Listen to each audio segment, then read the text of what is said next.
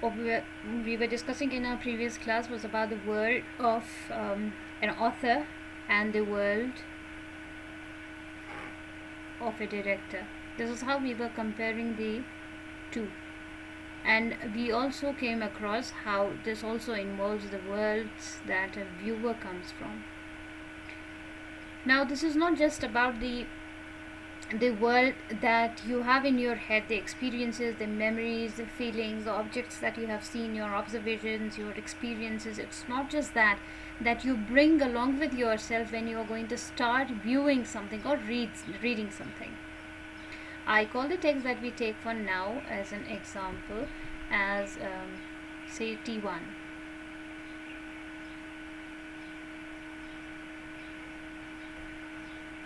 Say the text we are discussing is T1, or we can name it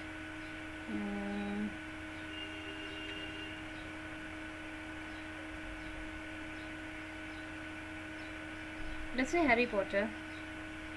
No, not all of you have read that. Have you all read Pride and Prejudice? Give me some basic book that you all must have read. Gulliver's Travel. Okay. Ma'am Harry Potter की पहली वाली सबको semester में थी, तो वो पढ़ी सबको है। कहाँ थी? No ma'am, pride and prejudice सबको कहाँ थी?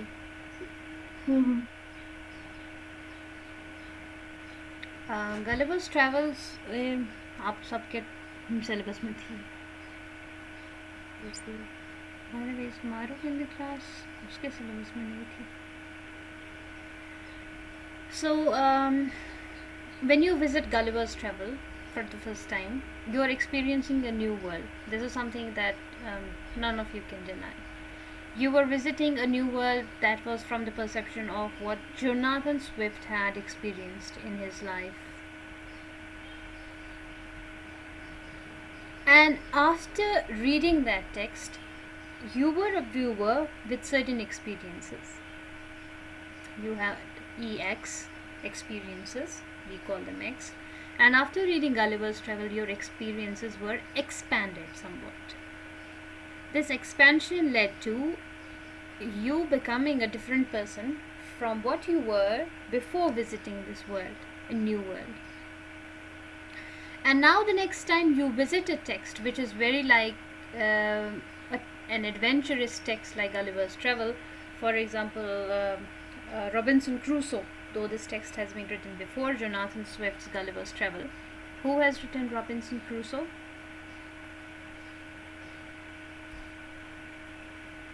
Who is the writer of Robinson Crusoe?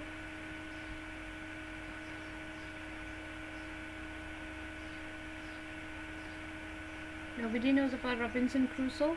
Never came across the name Robinson Crusoe? Daniel Defoe. When you read the adventures of Robinson Crusoe, he is also held up in a land that he happens to reach after the shipwreck, and he happens to live in that island, in that space, for a very, very long period of time, that he forgets most of what he has come from, where he has come from. There is some food that remains in the shipwreck, but some of it is now soaked in water, so he doesn't have a lot to eat. He is forced to roam around in the forest and look for his food. Experiences of Robinson Crusoe in this text are different from the way Jonathan Swift saw it. It's also a shipwreck, but Jonathan Swift also always finds human society. He finds a society in which he is accepted and sometimes not accepted. But in case of Daniel Defoe's Robinson Crusoe, he doesn't end up in a land that is inhabited. It's not inhabited.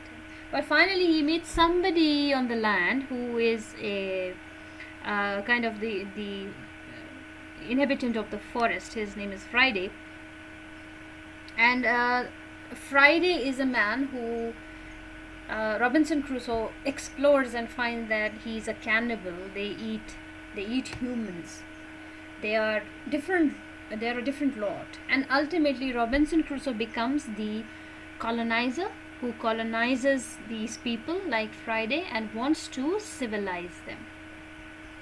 So think about you coming with an expansion on idea of adventure literature happening because your experiences are now different because you have read Gulliver's Travel or some other travelogue. This expansion keeps on expanding even more with texts that are based on various other experiences and various other, the word I have been using in this class, New World of Daniel Defoe. Defoe familiarizes you with a new world, and this expansion basically never ends. It goes on to infinity with every text you read, with every writer you read. What is to be added to this is that, for example, you have one text, you have a novel written by, you will tell me who has written this novel. The name of the text is Oliver Twist. Who is the writer? Charles Dickens. Charles Dickens. Oh my god, everybody knows it. So when Dickens helps you experience his world in Oliver Twist, he tells you about how a boy is exploited, manipulated by his masters, and the way his work is neglected. He himself is neglected. He is not given food. He is not treated like a human. And here Dickens gives you a new insight into a world that you haven't visited on your own, but he helps you view it. The word for it is he helps you view it or visit it vicariously. You don't visit it, but you happen to visit it. This world is world of industrialized Britain. What Charles Dickens shows you in Oliver Twist is a small part of his world. The world that Charles Dickens has in his head, his experiences that he knows of. It's not just experiences that constitute your world. Like I've been telling you, experiences, your memories, your feelings, your observations,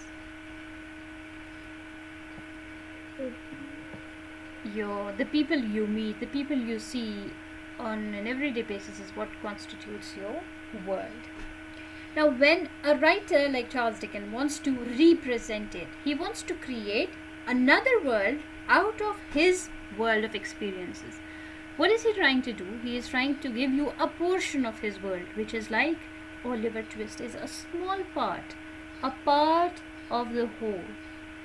He's showing you a part of his world. He picks up certain experiences from his world and plots it into Oliver Twist. Certain memories, certain feelings, certain observations, certain people become a world called Oliver Twist. Because we know that same man also writes Pickwick Papers. And Pickwick Papers is not exactly the same as Oliver Twist. Or he writes, give me other names of the novels that he writes. David Copperfield.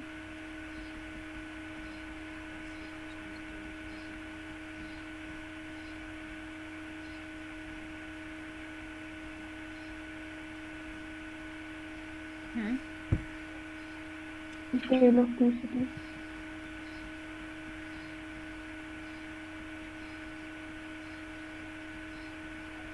Which of these is the closest to his world? Maybe in Oliver David Copperfield. Twist, yes, because it's in most of the parts autobiographical. But not much changes in the rest of the stories that he is writing. But before writing novels, Charles Dickens was a... What did he write before writing novels? What do you know about Charles Dickens?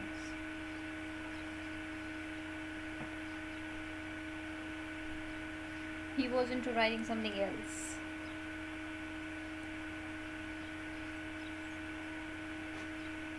He used to write fantasy tales, like fairy tales, in newspapers for magazines, or small stories for magazines and newspapers. And then ultimately he gave up that job and started writing full-length text. Now that was the experiences that he had. And some of these are picked up and dropped into new plots. Similarly, when you have a director who doesn't just have the experiences, memories, feelings, observations, and people of the writer that he is picking up to adapt, he also has his own experiences, memories, feelings, observations, and the people he meets. Now, apart from what we are doing, film and literature, I want to ask you now, this is about entering into a cinema with one world in your head and leaving a cinema with another world, with new experiences in your head.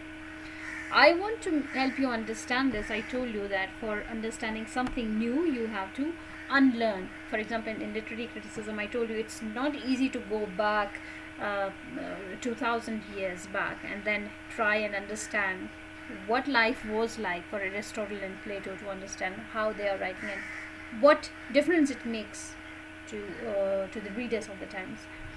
Similarly, when you enter a cinema and you watch a movie and you come back and you are a new person after watching the movie or after reading a book, I want you to understand this by giving you an example. Can any of you tell me when was the first time when you landed up on an escalator?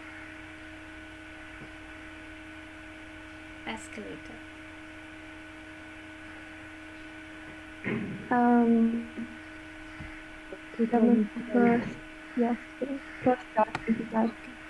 So, how was your experience when you first saw an escalator? पहले step करना नहीं आया, डर लगा Yeah. कि मैं गिर जाऊंगी, मतलब Wait. फिर मैं स्टेप करने की कोशिश करी, चढ़ने की कोशिश करी। Wait. Take a step back. आप एकदम से एस्केलेटर पे चढ़ गई जब मैंने आपसे पूछा एस्केलेटर का एक्सपीरियंस बताओ। आप एकदम से एस्केलेटर पे पहुंच गई, आप सीधा तो नहीं पहुंच गई ना पहले स्टेप पे? आपने उससे पहले का सीक्वेंस मुझे बताया ही नहीं। आपने पहले उसे देखा होगा, फिर आपने स्टेप किया होगा। How was the experience? देखो, इसी को अनलर्निंग बोलते हैं, क्योंकि वो एक्सपीरियंस अब पुराना हो चुका है। Now you only remember how you felt when you stepped on an escalator, क्योंकि वो अब पुराना हो चुका है, आप तब से बार बार चढ़े हो उस पर। इसीलिए आपको वो थोड़ा अनलर्न कराना पड़ा मुझे। थोड़ा पीछे जाओ। फर्स्ट साइट ऑफ एस्केलेटर कैसा था? मतलब कुछ बड़ी सी चीज मेरे सामने से कम बहुत छोटी थी। अच्छा, कोई और, anybody else who has a memory of an escalator? How did you feel when you first? Like something it seems like something which is so off to our mind, क्योंकि कुछ ऐसा देखा नहीं चलती हुई सीढ़ी। It feels so off. Exactly. So, what does it do to your brain?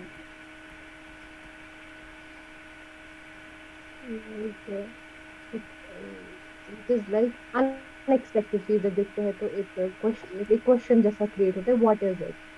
How I will react to it. And how do you react? How does your brain react to it? What is your mind doing when you are watching it and then you are about to step on it? While doing all that, your mind is trying to adapt itself with the new situation. Your mind is trying to accept the new thing that has come to it.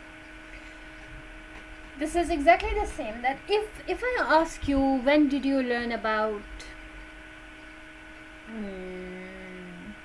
love? Where did you learn about love? Was it poetry? Was it literature class?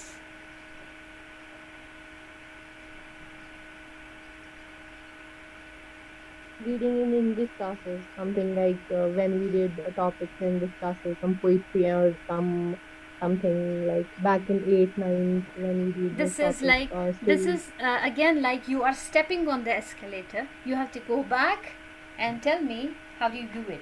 Before reading it into a literary class, you already had an idea about it. Where was it when you first saw it, when it first occurred to your brain? How did your brain adapt and accept it? You have to go back and back and back and back and learn a lot of it, because now जो मैंने आपसे कहा, आप बहुत experiences में आगे जा रहे हो जो मैं आपसे बात करें, आप क्योंकि now you are used to it, your brain is manipulating that this was the first time, that wasn't the first time. Go back. It's not literature that helps you learn about man and woman's love.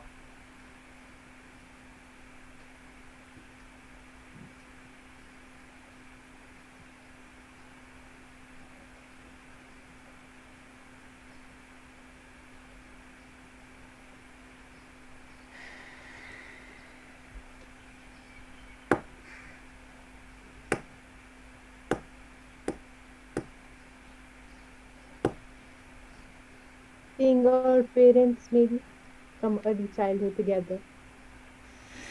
You never happen to learn about the love between a man and a woman from your parents.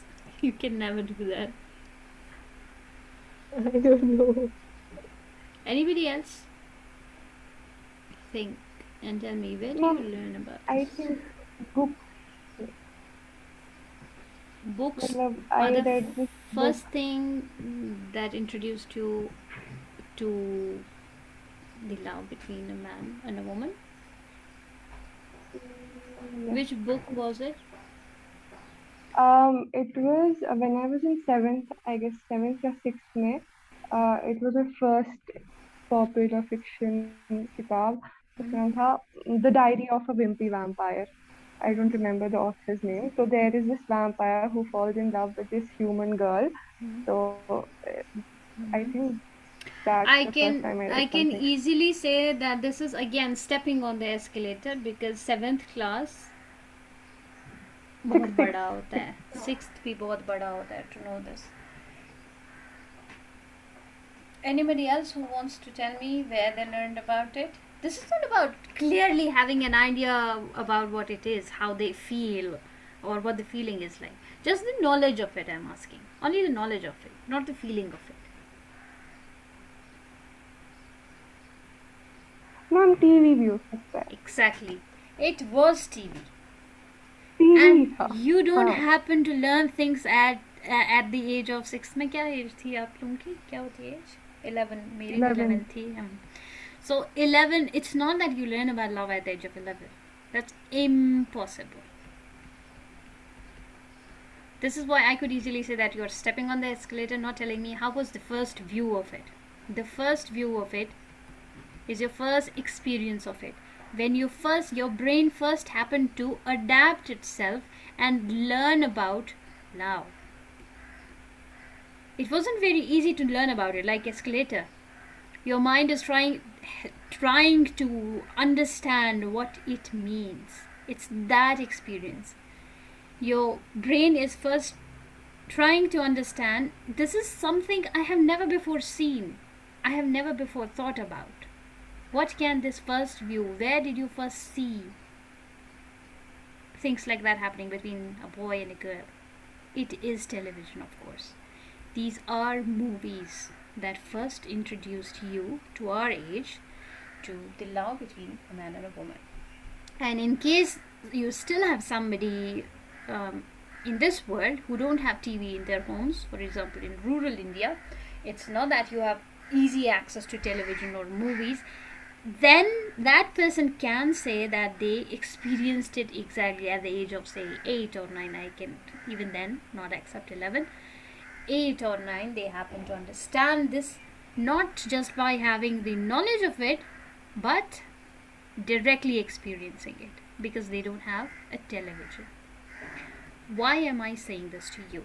Because now again you will be introduced to new worlds in movies, and with these new worlds you are given some knowledge about things which you didn't have earlier, and with that knowledge you happen to see the rest of the world. जैसे कि मैंने कहा, आप गलत जगह से शुरू कर रहे हो, because now you're used to it. These movies will make you used to certain things, but as a critical viewer you have to maintain that distance between you watching something actively or you passively consuming something. In classes of film studies, you cannot be passive consumers of images.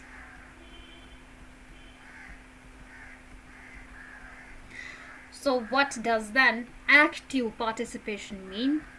Active participation means you have to tell me how each and every image helps you in gaining some knowledge, helps you in gaining some experience, where your brain was trying to adapt you from your world into the world of the writer.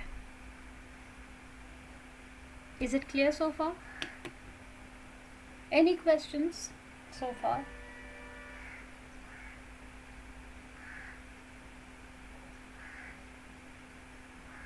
Any questions so far? No, ma'am. Nobody? No questions? So now I'll show you something. This is from the world of some director.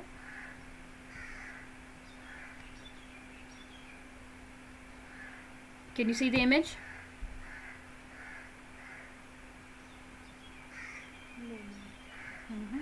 No, ma'am.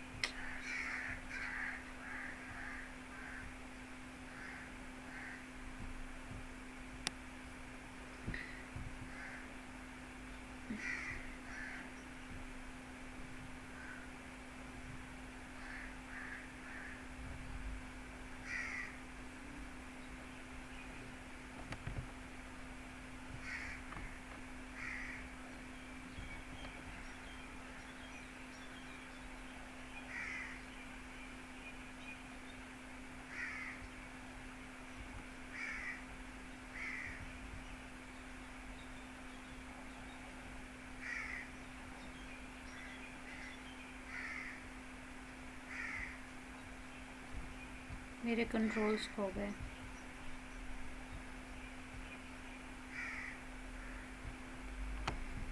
Okay.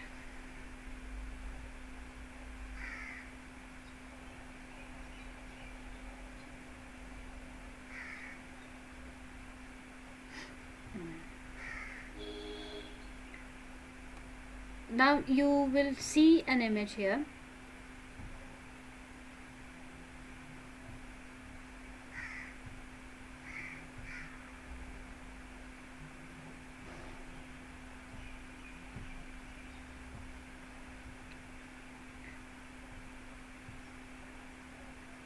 What you have to observe in this image, can you see the image now?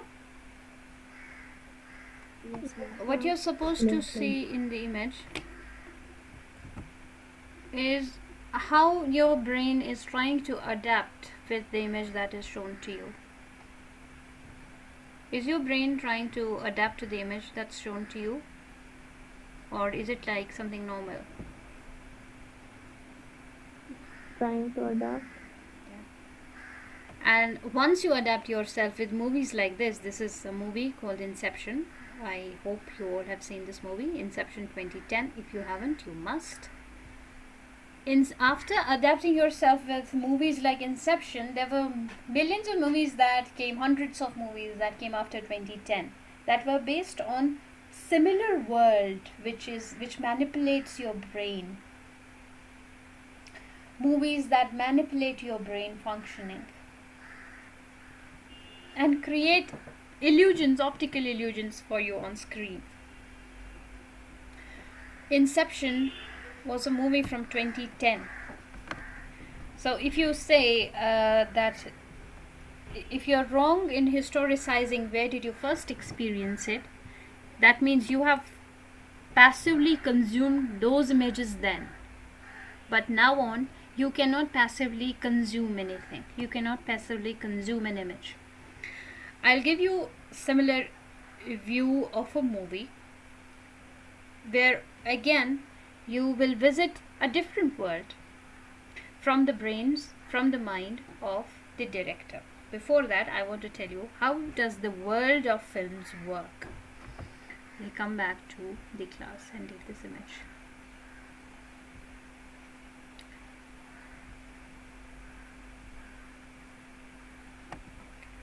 So, a sense perception that you have, the image that you make of things in your head, in your brain, the sense perception is representational. In case of films, the sense perception that you make of a movie is representational. Something is represented to you in a certain form and you perceive it in a particular manner.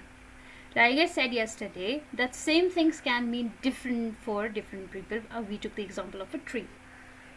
Similarly, this sense perception works in movies also, despite the fact that the director is giving you signifieds. He wants you to reach to the same spot where he already is. He's giving you processed form of images. But even then, you cannot take images the way they are. For example, the example I made use of yesterday, you couldn't think of it the way I did, an inverted cross. An inverted cross in the sword that he held up. Right? So sense perception is representational. The director is trying to represent a world for you. And since this represented world that the director is representing for you, it consists in itself an indication that points to the world to which it belongs. Which means holding up of the sword would not have made sense to you if I only showed you an image. Also, we have done this example also even before. When we used a sequence, when we were discussing about sequences and scenes, we picked up an image from a movie and I told you, does this make sense to you and what interpretation you can do of this. It makes a different sense than the sense it makes when it is put in a sequence in a movie, sequence of shots together. So this is again comes from Nelson Goodman that we have been discussing. Nelson Goodman says that when you are trying to perceive something that is given to you inside the world of a movie, keep those objects, those feelings, anything that's represented in a movie into that movie alone.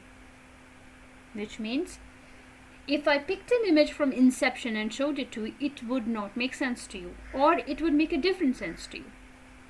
But he says, like any other world, a movie is a complete world in itself, and that it should not be measured by comparing it with the standards or with other representations. This is like in literature, we say art for art's sake. If you are supposed to judge an art form, take an art form as a complete art in itself, as a complete whole in itself, and that it shouldn't be compared with anything else, that this could have been better, this could have been said better. If that would have been the case, if you always compare things one from the other, then we would have never moved forward from Greek drama. We would have been stuck in that Greek drama had there been no innovations, because you would always judge innovations by standards. Nelson Goodman says the same thing, that there should be no standards of anything, and anything that's represented in a movie must be measured adequately from within itself. Because a movie is supposed to represent reality for you, beyond the reality that you already know of. Do you get my point? Or do I need to explain this more? Yes, ma'am. A little more explanation. Okay.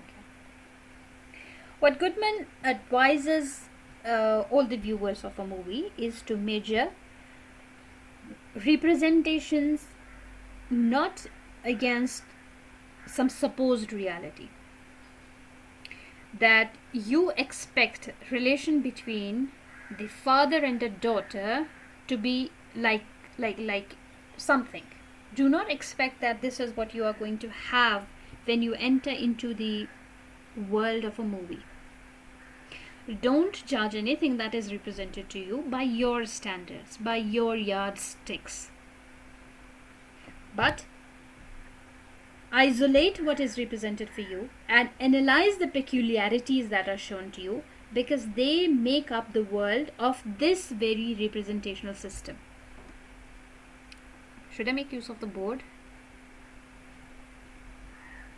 Yes, ma'am, that clears the sense. Yeah. But essay. So this is the idea is like, so where was this escalator thing that you first saw? Anika, where did you first see an escalator? Times Square, उसका वही ना वो जवाहर नगर में, that yellow वाली building, I don't know, square some mall. something, some mall, yeah, वहीं पे. A mall. Okay. So what Nelson Goodman says is that this escalator would only make sense to you if you place it in the world that it belongs to. If you start judging an escalator by comparing it with the stairs you have at home, it will not make sense to you. समझ आया? I gave you two examples, one of the escalator and second example I gave you of the relation between a father-son relationship. That there is no standard by which you can judge anything that's represented for you in the world of a movie. The world of a movie is a complete whole in itself. For example, this world of a movie is a complete whole in itself. If you want to make sense of the units that are there in it, do not compare this unit with something that belongs to some other world. This world. This is your real world that you live in, and the relation you have as a son with your father. But this is the represented world. Here the relation of father with the son can be manipulated and presented in a different manner. But you shouldn't compare the two.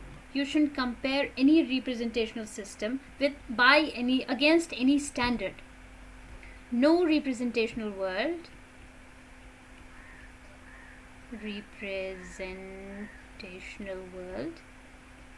must be compared to any standard, because a representational system makes sense. It's very like this structuralism we have read, that this structural system will only make sense when you are comparing its units to itself and not to something outside this system.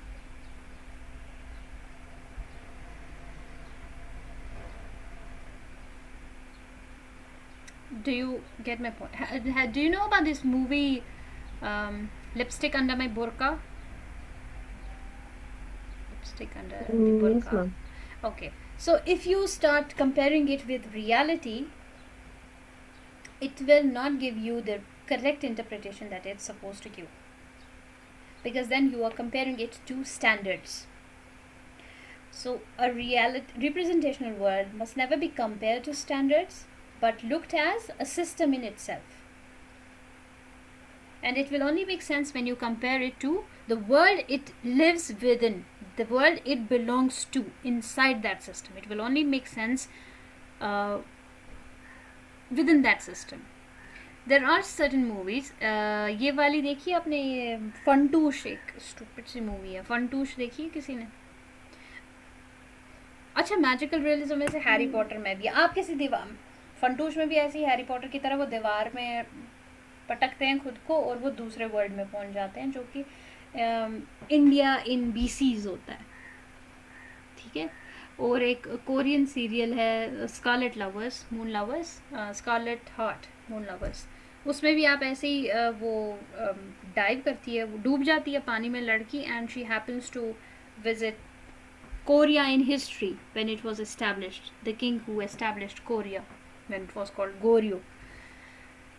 ये चीज़ will not make sense to you if you are comparing it with reality. वो क्या होता है, कहीं डूब जाओगे और आप पास्ट में पहुंच जाओगे, तो कभी होता ही नहीं है. But it does make sense when you are only understanding representational world as a system in itself. And the effects that this world will have upon you are distinct from the effects that reality makes upon you. आप समझ आया? Yes, ma'am. like we can say that we should not compare the representational world with any standard because Right. this system makes sense within its own world. Within its own world. Right. Like art for art's sake.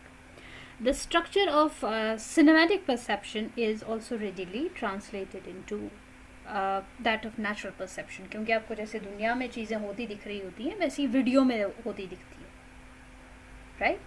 So you can also say that perceptions are equivalent in your real world and perceptions that you pick up from a movie. Perceptions are very natural in case of a movie, and that is not the same in case of literature. Perception is not the same in case of literature and in case of movies. We'll pick this up again in our next lecture. If you have any questions, quickly ask me. Less than a minute left.